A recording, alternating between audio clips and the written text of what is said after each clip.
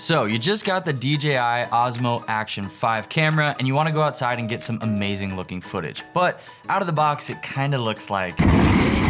Fear not, my pocket camera loving friends. I'm gonna give you 10 settings that you have to change right now in order to get the best image quality possible out of this camera. Honestly, you can make it so good that it can actually match up with your nice high-end cameras. And I'm gonna give you one bonus setting at the very end that allows you to shoot way more efficiently than you are right now.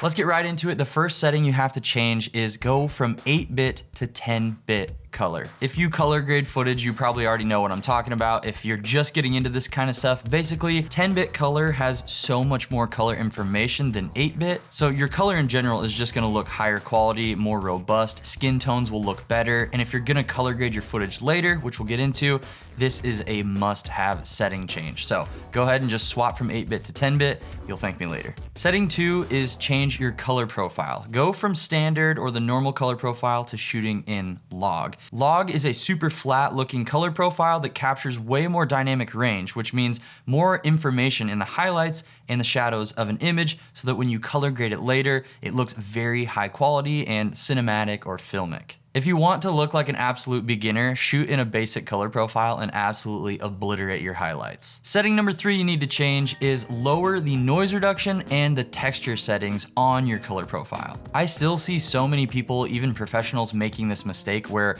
they're adding sharpness to their footage in their camera, which just looks kind of like cheapy, crunchy, gives it an unpleasing look. And a pro tip is you can actually soften your footage just a little bit more in post if you want a nice filmic professional look. Just look at something like beard hair or grass or high texture stuff in your image and then soften it to your taste. Or if you just want to sharpen it till your eyes bleed, hey, do what you want. I'm not your mom, I'm your dad. Hello. Setting number 4 that you need to change instantly is change your exposure to manual. Oh come Emmanuel. Now, naturally, this is going to complicate things a little bit because if you want manual exposure, you need your shutter speed to be double your frame rate to get natural cinematic motion blur. So if you're shooting in 24 frames per second, your shutter should be 1/50th. 30 frames per second, 1/60, 120 frames per second, 1/240, or whatever's that closest to those values. Which means if you're outside shooting in 24 or 30 frames per second, it's gonna be blowing your image out to oblivion. So you're gonna need ND filters to bring that exposure back down where you can still have a lower shutter speed to get really pretty motion blur. This is going to absolutely change your footage to make this camera look so much higher end. And DJI sells kits of the Action 5 that come with ND filters. They're nice, robust quality. This camera is honestly just awesome. So just get used to throwing some ND filters on there if you want the max quality possible. Setting number 5 that you need to change right now is white balance to manual. There's nothing more depressing than putting a beautiful color grade on your image and then watching that white balance slowly change as your camera moves to a different lighting situation. Alleviate that by changing your white balance to manual, and for a rough figure, you can shoot 5600 outside and 3200 inside with warm lighting if you want like a very basic clean look. White balance goes much deeper than that, but that's just kind of a quick overview. Setting number 6 to change is your frame rate, and you need to be changing your frame rate wisely. I'm not here to debate 24 versus 30, 60, any of that. I'm saying these are all effective in different situations. And what's cool about the Action 5 is it genuinely offers you professional level options. You get 4K, 24, 25, 48, which is really pretty for like a little bit of slow motion, 30 frames per second if you want to do more social media stuff, 60 for slow-mo and 120 for super slow-mo, all in 4K, which is amazing. Setting number 7 that you gotta change is the camera angle that you're using. I think if you want to get the most professional or high quality look out of this camera, maybe don't use the ultra wide camera where it warps and bends your image. You could use the regular wide, which still has a little bit of bend, or there's a standard setting that has a D-warp where it actually looks like the corners and edges are relatively in line and it just punches in a little bit. So you do lose a little bit of that wide angle, but it's honestly still plenty wide. This all comes down to what you're shooting and what style you want to go for. Sometimes that crazy wide bending look looks awesome.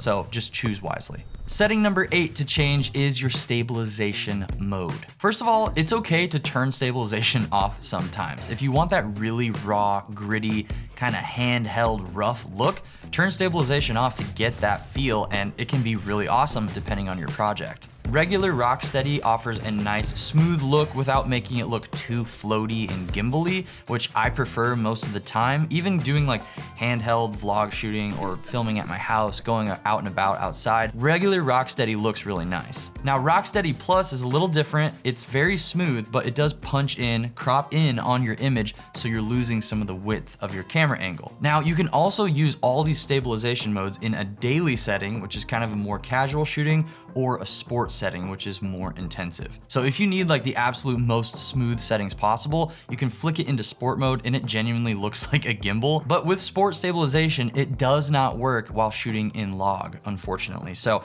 if you want to shoot in log, which I'm going to shoot in pretty much all the time, I'm just going to use the regular daily stabilization, which is honestly still great. Setting number 9 is kind of a sleeper, but there's a little setting in the menus where you can change your bitrate from low to high. Definitely change it to high. Bitrate equals quality. So just change it to high and you'll get better looking images. And setting number 10, remember we still have a bonus one after this, but setting 10 is change your wind noise reduction setting. I changed mine to high because at the low or normal rate, I was still getting a decent amount of wind noise in this camera.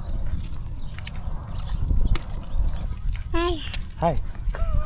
Mommy. Yeah? The dogs are in the road, honey. Makes it perfect. And our bonus meme. It's time. I mean, bonus tip of the day is to save your own custom quick switch settings. So once you set up like 4K, 24 frames per second in log, 10-bit color with Rocksteady stabilization, that's a lot of settings that you can lose track of, but you can save that as a preset and it shows up in your quick switch menu. So I went ahead and did this for 4K 24, 4K 60, 4K 120, and a vlog mode that's basically just full auto. So I have all my professional modes for regular speed and slow motion options, but then I also have just a basic vlog mode if I want to take this camera out without worrying about ND filters, manual exposure, manual white balance, all these different settings. It's kind of nice to just do the work up front, set it up for however you need to shoot, and then you can quickly swap between those and save yourself a headache. Please text me when you get home so I know you're safe, and watch out for deer. Support me on Patreon to get your name on the end of my videos, access to all of my digital assets, past and future, for free, and entry into monthly live streams where we do gear giveaways of actual nice gear. Follow me on Instagram for short and dumb stuff like this. Join our Discord for some nerdy camera and tech friends. And remember that you guys are loved so much more than you might even know. Seriously, you're amazing. So God bless you guys. We'll see you in the next one. Bye.